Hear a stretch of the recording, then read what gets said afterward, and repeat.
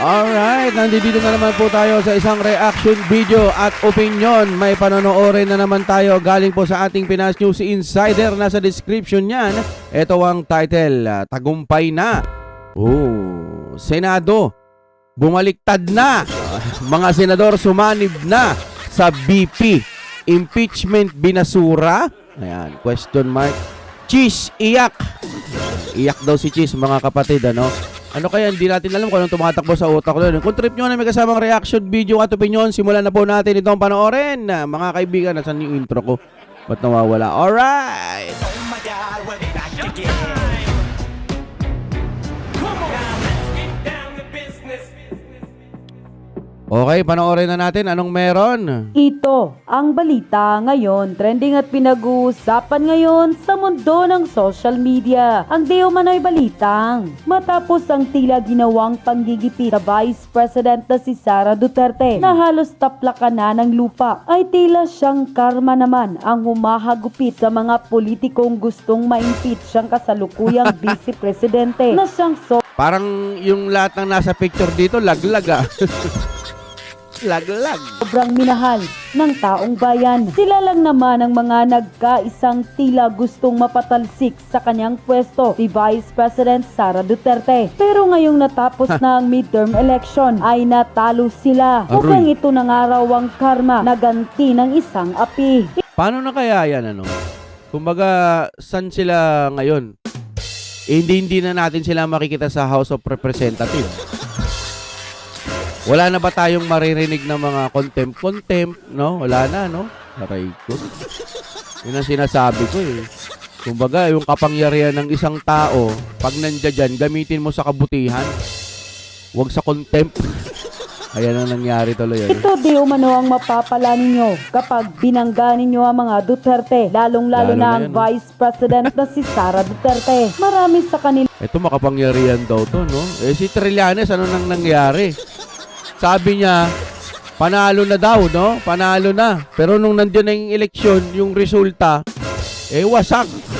ay natalo. Kaya goodbye na kayo ngayon sa inyong mga posisyon sa gobyerno. Isa pa to, Mukhang talagang dito na natin mapapatunayan, mga kababayan, na talagang mahal at gusto ng taong bayan ng mga Duterte. At dito natin mapapatunayan na Vice President Sara Duterte still matters. Pero bago ang lahat, kung bago ka pa lamang sa aming channel, please huwag kalimutang mag-like, subscribe at i-click ang notification bell para mas maging updated ka pa lalo sa lahat pa ng bagong video na i-upload namin. At ito na nga, mga kababayan, tila nagkatotoo na nga ang sinabi ni Vice President Sara Duterte na ang gaba di jud magsaba matapos di umano matalo ang ilan sa mga kritiko ni Vice President Sara Duterte sa midterm election. Mukhang ito na nga raw ang karma at ganti ng isang api. Ayon pa sa kumpirmadong post ng Sole Duterte supporter na si Tio Moreno sa kanyang post online sa kanyang Facebook account,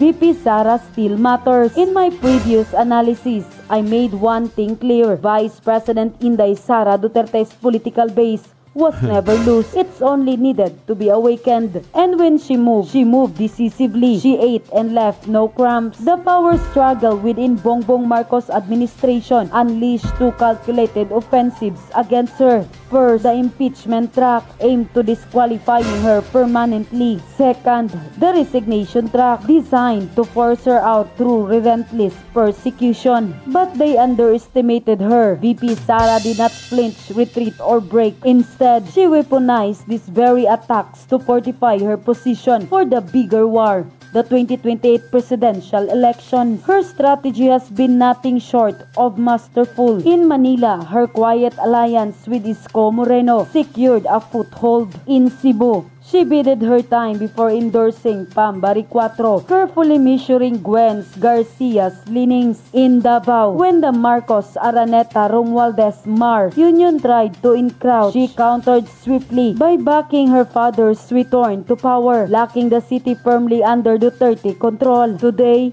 VP Sara commands influence over country's three most vote-rich areas: Cebu, 3,407,780 registered voters. Manila, 1,142,174 registered voters.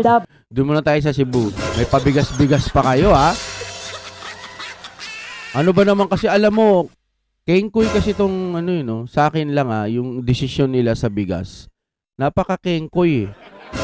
Alam nilang eleksyon, nagdesisyon sila na magtinda ng bigas. Alam ko, kadiwa lang din yun, hindi naman pangkalahatan, eh.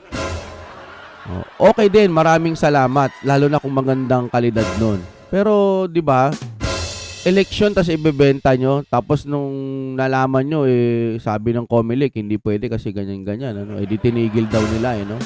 Yun ang paliwanag ni PBBM, eh. Tapos, ewan ko kung nag-start na, sabi nag-start na daw, pero kadiwa pa rin, hindi pa rin sa lahat. Kung magandang kalidad yan, maraming salamat at maraming matutulungan niyang mga kababayan natin. Hanggang saan, sana ho, magtuloy-tuloy yan.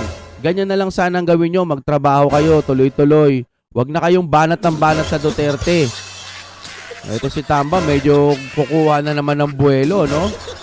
Inaawitan si De Lima ata. Base dun sa isang video natin, di ba? Tinawagan daw si De Lima. So, pagkaupo nyo ngayon, dapat magtrabaho na lang ho kayo. Yung Cebu, akala nyo, makukuha ninyo, hindi pala. Basag, no? Sa Metro Manila, may mga tinatawagan din ako dyan pag nakakakwentuhan ko minsan. Talagang Duterte pa rin sila. No? Kahit ilang tao lang yung nadadampot natin para lang kausapin, Duterte pa rin sila. Lalo naman na pagka Davao Region or buong Mindanao, majority yan Duterte. Bakit kasi Duterte? Kasi nga may nagagawa sila, kaya malakas. Ganun na ngayon ng taong bayan, tinitignan na yung resulta kung talagang karapat dapat silang iboto. Ewan ko nga lang kung paano nakapasok yung mga dilawan. Siguro dahil tahimik sila. Hanggang ngayon, pinagtataka ko pa rin yun, eh. Pero congrats pa rin sa kanila. Tuloy po tayo dito. Davao City, 1,006,592 registered voters. These are not just numbers. These are 4 recesses of political capital anchored by a leader who holds the distinction of winning the highest vote count ever recorded in the Philippine election history, 32 million votes in 2022. This is no ordinary politician. Her endorsement don't just sway, they dictate outcomes. The shock endorsements of Senator Amy R. Marcos and Camille Villar, both Yan, no? rising in Senate power. Grabe rin yan, di ba? Nakikita ko rin, hindi rin masyado matunog si Camille Villar. Si Madam Amy Marcos, alam ko medyo lalagapak na yan, kasi nga sira na siya, eh. Pero last minute, di ba? In-endorse pa siya ni BP Sara, yan dalawa na yan. Kita mo naman, pasok na pasok. Ganon kalakas ang impluwensya ng Duterte kapag tinaas yung kamay mo. Underline how deep her network runs. And in the Senate, she already has the solid backing of Bongo, Ronald Bato de la Rosa, and Rubin Padilla to dismiss the impeachment case. She just needs 5 more votes. If we look at the bigger picture, we can have these senators on her side. Loren Ligarda, mentor in Stouch Ali. Mark Villar, Duterte's former DPWH Secretary. Alan Peter Cayetano, 2016 Duterte's running mate. Senator Mig Subiri, longtime Duterte ally. Leverage after his Senate ouster. Anak ng masa Jingo Estrada, recently defended VP Sara with sharp conviction. And now, good addition, Amy Marcos still aligned with her. Camille Villar, publicly pledged loyalty to VP Sara. Rodante Marcoleta, he's always been an ally. That's a 11 strong block, enough to obliterate any impeachment fantasy her enemies are dreaming of. What her Alam nyo, wala nang mangyayari dun sa impeachment sa tingin ko kasi halos karamihan ng umupo papabor kay BP Sara. Hindi sa kakampi. Hindi naman sa kakampi. Tinitingnan ho kasi nila kung anong kwenta ng impeachment na magaganap. Parang wala naman, eh. Wala, eh. Si Tito Sen, parang hindi rin yun papanig doon kay PBBM, eh. Kumbaga, ini-endorse lang naman din yan ni PBBM, pero Tito Sen parang hindi, eh. Sa tingin ko lang din, oh. At marami sa mga nanalo na sa tingin ko, hindi papabor sa impeachment. Kaya, durog-durog sila pagdating dyan, magkakaalaman. Kung itutuloy pa nila yan, ganun din ang kalalabasan. Kaya, tama lang ang sinabi ng presidente ngayon na wag na lang yan natupagin or wag na yung impeachment na yan o hindi siya pabor. No? Kung kailan naman na nagkakalabuan na, tsaka niya sasabihin wag atupagin ng impeachment, no? Or wag Parang ganun na tayo. Your No? opponents fatally miscalculated in this. You don't attack someone with a 32 million vote mandated and Correct expect yan, to win easily. They weaponized the House of Representative HOR against her, thinking they could crush the Dutertes. Instead, they eroded public trust in themselves and only strengthened VP Sara's grip. Despite endless demolition jobs, she remains the most trusted and approved national official, and she did not just defend. She went on the counterattack. She stepped into the district of her fiercest critic, exposing their vulnerabilities, retaliating with surgical precision. The results: Stella Gimbo, Benny Abante, Dan Fernandez, Antonio Trillanes, Manex Laglag Dalipe, sila. Camille Zamora, Mig Nograles, Gwen Garcia. Biruin mo, itong 32 million votes, mga botante, napakalaki niyan ha. Napakalaki niyan. Tapos aatakihin mo ang BP Sara. Hindi ba sila nag-iisip? Bago sana nila sinimulan yan, nag-isip muna sila.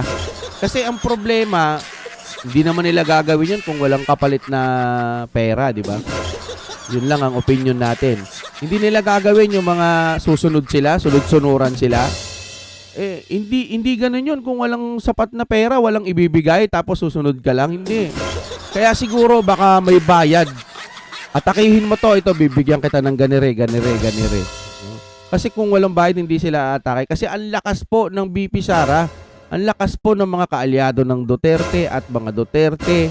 Yung boto pa lang dapat matakot ka na eh. Pag inapi mo ang Duterte, yung 32 million na yon, maaaring may mga chance talagang matalo ka. Malaking chance na matalo ka. Biruin mo, mahal ng taong bayan, naluklok yung mga yan ng dahil sa taong bayan, tapos ikaw gaganyanin mo sila. Oh, saan ka pupulutin? Oh, edi basura na. Tuloy tayo. Coco Pimentel, Franz Castro, Arlene Brosas, etc. suffered electoral defeats. This is no coincidence. Wasak sila, This is a proof that BP Sara endorsement is king-making level. Her political machineries is not just intact, it is lethal and ascendant, and that's the hard truth that enemies will have to live with these coming days. Pio Moreno, this is not news. This is a commentary, analysis based on development of 2025 election. Don't convert this as news. Yan, ito ha. Don't convert this as news, no? So, commentary lang din daw yan. Yun nga, ang pwedeng gawin nila, umanib sila sa mga Duterte. At sa tingin ko, bago magtapos itong 2028, marami na pong aanib sa Duterte. Kasi nakita na nila na malakas sa mga Duterte. So, yung iba dyan na may mga utak, hindi na sila sisiksik pa doon sa administrasyon. Sa tingin ko lang ha, opinion lang naman to di ba? Oh, magsisiksik sila doon dahil sa pera. Pero yung iba, yung mga meron na sa buhay o yung may mga prinsipyo, ay, sigurado ko dyan. Lahat yan, Duterte pa rin, solid pa rin. Ewan ko ba, ba't kasi ganun ang ginawa nila? Wala no? Sana sa umpisa pa lang iniisip na nila 32 million votes. Binoto to ng taong bayan, tapos gagawan ko ng hindi maganda. Ay, wag na. Sa inyo na ho pera nyo. Total, nakakakain pa naman ako Wala no? May mga tao kasi talaga na kahit meron na sa buhay, talagang mga gaaman pa rin. Gagawin pa rin ng lahat makakatkong. Si Romualdez, wala naman to. Ngayon ko lang to naririnig Ngayon ko na lang naririnig. Tapos pag nakikita pa sa survey, sobrang laglag. Diba? O, sinong boboto dito? Kahit nagbigay na kayo ng mga ayuda. Nagbibigay kayo ng ayuda, pero anong nangyari? Sinunod nila ang sinabi ni Tatay Digong na kunin nyo ang pera sa inyo yan, pero alam nyo pa rin dapat ang inyong iboboto. Ganon nakatalino ang tao. At wala nang masyadong pumapasok na artista. Pansin nyo, yung dating malalakas, laglag din. Quote. So, final na ang results nga gipakita sa COMELEC kanina. And I posted already the votes, the tally na nagaling sa COMELEC. So yun na yung ano natin, yun na yung top 12 natin. So one of the arguments kasi na nakikita ko ngayon is ano ang mangyayari daw sa Senate?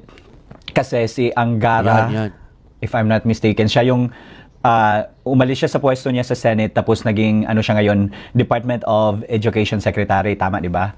So, hindi. Kailangan ata, if I'm not mistaken ha, correct me if I'm wrong, I think hindi pwede iakyat ang top 13 just to fill in the vacancy sa Senate. It needs a special election if I'm not mistaken on that aspect. Tapos, yun. So, for the meantime, the Senate can operate or can function even if lack of one, ano sila, or may vacant na ano, if my memory still serves me right, yan yung ano. So hindi dapat ma-worry guys na aakyat si Ben Tulfo para ma-complete lang yung sa loob ng ano sa yung seat sa Senate. Well, anyway, may kulang na isa, no? thank you on behalf of the Duterte family guys. I'd like to say thank you for all your support.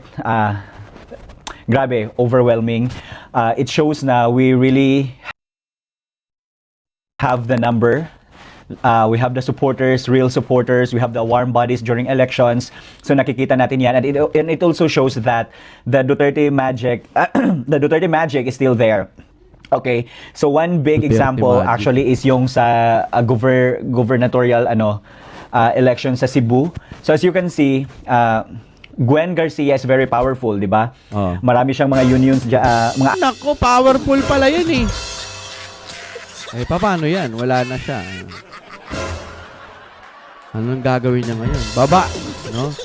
Kahit siya pa yung powerful, pero kung wala na siya, so hindi niya pwedeng gamitin yung kanyang mga alagad, wala na eh.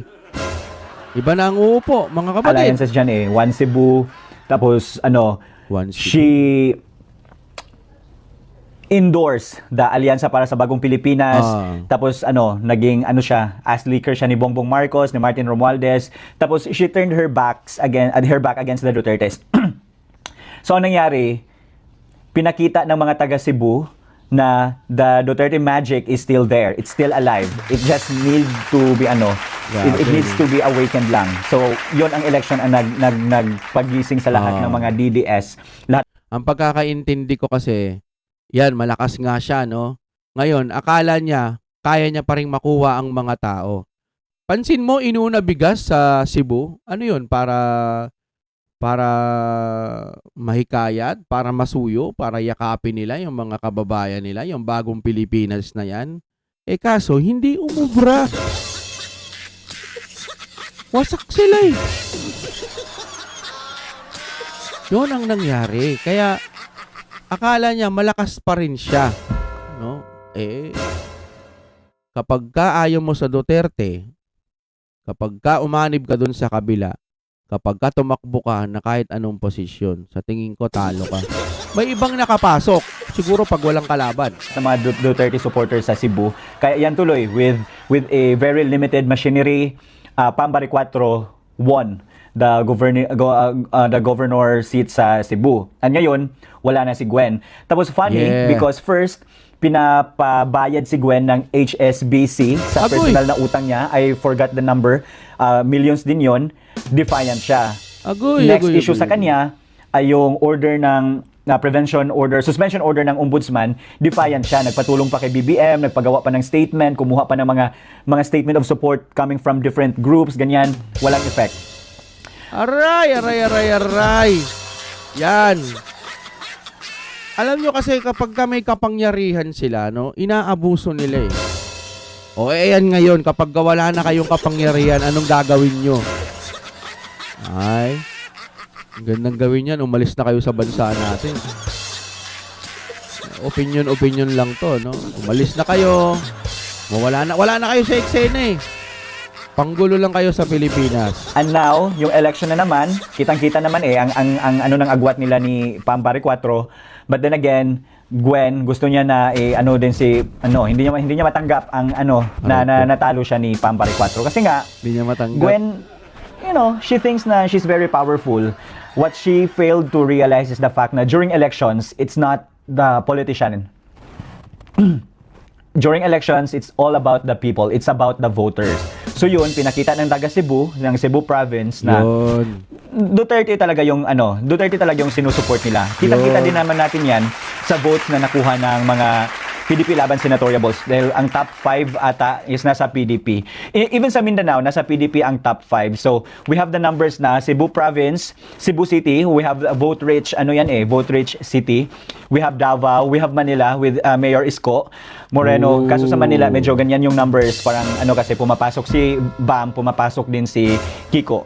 Pero Bongo pa rin yung nangunguna. Wala naman problema dun sa dalawa. Hindi naman yun, kahit tumakbo pa silang presidente sa susunod eh. Wala yun. So ito yung masasabi ko guys na maliwanag na ang sa 2028. Ang dapat lang nating tupagin ngayon or yung iprayo natin is our support to VP Sara when it comes to her impeachment case. Kaya ngayon naghanap sila ng paraan na mabuo yung prosecution team ng House of Representatives. So ito si Tambi, tumawag na kay na kay Laila, tumawag na kay Chel Jokno to be part of the prosecution team. Tinawag yung dalawang yun na parehas mahina. Opinion lang to. Parehas mahina. Sa bagay, wala namang malalakas sa kanila eh. So, itong si Tambi, wala na. Nanghihingi na ng mga saklolo. Wala nang malalakas. Siguro yun na yung iniisip niyang pinakamalakas. Kaya niya tinawagan. Eh, paano yan? Eh, may kakaharapin din si Dilima ngayon. Oh. Anong mangyayari? Work from jail? Tanong lang Unfortunately, kasi pa-epal eh. So yun, na-find out na si Laila de Lima pala, sorry, yung acquittal niya sa, ni-reverse pala ng Court of Appeals. Nako! So, ni-remand yung case sa RTC kasi there is grave abuse of discretion amounting to excess or to lack or excess of jurisdiction. So yan yung sinabi ng Court of Appeals kanina. Basa muna ako ng comment. Durog sila dyan, Wala na. Ay! Napakagandang balita. Kaya napakahalaga po ng nangyaring eleksyon ngayon sa mga senador ho natin. Napakalaki ng kalamangan. Kabutihan pa rin na magtatagumpay. Ganyan nga mga kababayan, iboto nyo yung para sa ating bayan, para sa Pilipinas. Biro mo itong mga makakapal na to, kakaupo lang, gusto agad gumurgor. Ano ka na nga dati eh. Congressman ka na nun eh. Kumbaga nakaupo ka na eh. Wala ka nang ginawa kundi atake sa Duterte tsaka pangungurakot eh. Tapos pagdating na naman ito, tinawagan mo na sila Wala talaga. Patunay lang na tama yung sinasabi ni Madam Amy na ang nagpapatakbo ng gobyerno ngayon, hindi na si PBBM. Oh my dear. Oh my God. Lumayas na kayo rito sa Pilipinas. Sinisira nyo. Palike po ng ating video. Maraming salamat sa inyong panonood. Isang pindot lang, masaya na tayo dyan.